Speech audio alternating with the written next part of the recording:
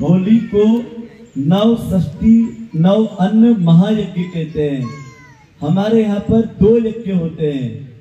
एक दीपावली का यज्ञ होता है जब हमारी वर्षा ऋतु की फसल आती है, और दूसरा यज्ञ होता है जब हमारी शीत ऋतु की फसल आती है। तो खरीफ और रबी फसल की जो किसान के घर जो कुछ पकता है वो उसे अभी खाता नहीं है, अभी उसको सबसे पहले वो होली में और उधर नव षष्ठी दीपावली के यज्ञ में पहले अर्पण करेगा।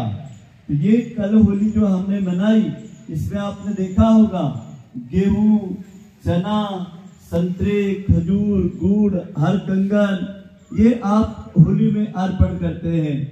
और होली पर्व पर त्रिसमता देवी का पूजन होता है।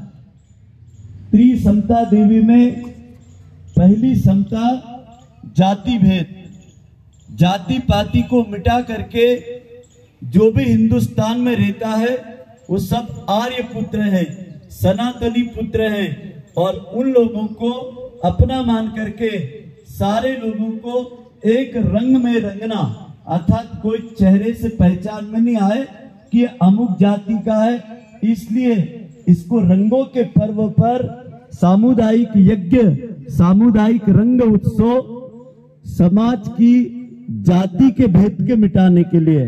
फिर दूसरा क्या है? लिंग भेद।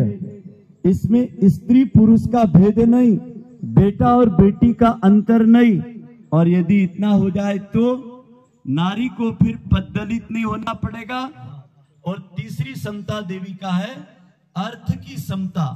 अभी यहाँ पर गरीब अमीर सब एक जगह बैठे हुए हैं, गरीब अमीर सब एक रंग में कुछ मिनटों में रंग जाएंगे, और सब लोग धूल में बैठेंगे, जमीन पे बैठेंगे, बराबरी में बैठ करके गीत गाएंगे, उत्सव मनाएंगे।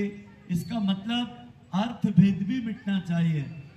होली एक दूसरे को गले मिला करके, एक दूसरे के प्रति समानता का भाव लेकर के, एक दूसरे को प्रकृति के मिलन के साथ उत्सव मनाने का महापर्व है। आज हमें रंग क्यों खेल रहे धुलंडी का?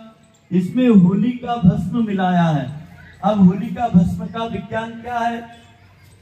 आज से चिकन पॉक्स की, छोटी माता की, बड़ी माता की, चेचक की बीमारी की वातावरण में शुरुआत हो जाती है 2 महीने के लिए। और आपने देखा होगा इस समय बच्चों को थोड़े फुंसी ज्यादा होते हैं, और चिकन पॉक्स होता है जिसको छोटी माता गांव में बोलते हैं। तो हमारे यहाँ होली की भस्म को और नीम के पत्तों के रस को लगाने से और मिट्टी को लगाने से आपको 2 महीने तक चिकन पॉक्स, थोड़ा फुंसी, गर्मी की बीमारियां नहीं होती है। इसके लिए प्राकृतिक रंगों का, सूर्य के द्वारा जो रंग आते हैं, इनका उपटन किया जाता है।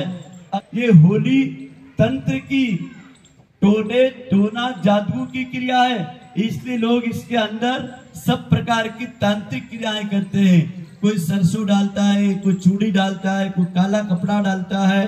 क्यों? क्योंकि असुरों की पूजा मतलब कैसी होती है? सात्विक पूजा नहीं होती, राजसिक पूजा नहीं होती, तामसिक पूजा होती है।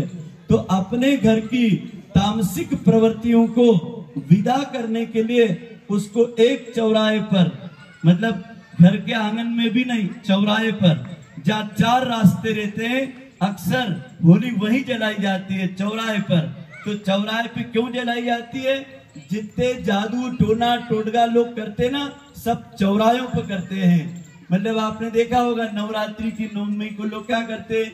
कोई दीपक, कुड़ी, मटका, काला कपड़ा, हल्दी, खिल्ली, नींबू का रखते हैं, चौराहे पे रखते हैं। तो आज से गलती से भी किसी चौराहे का कोई टोटका आप देख लोगे न, ये उपटन आपने लगा लिया, उससे आपको नेगेटिव प्रभाव नहीं पड़ेगा, क्योंकि हमने भक्त प्रहलाद की गोद का स्नान कर लिया है।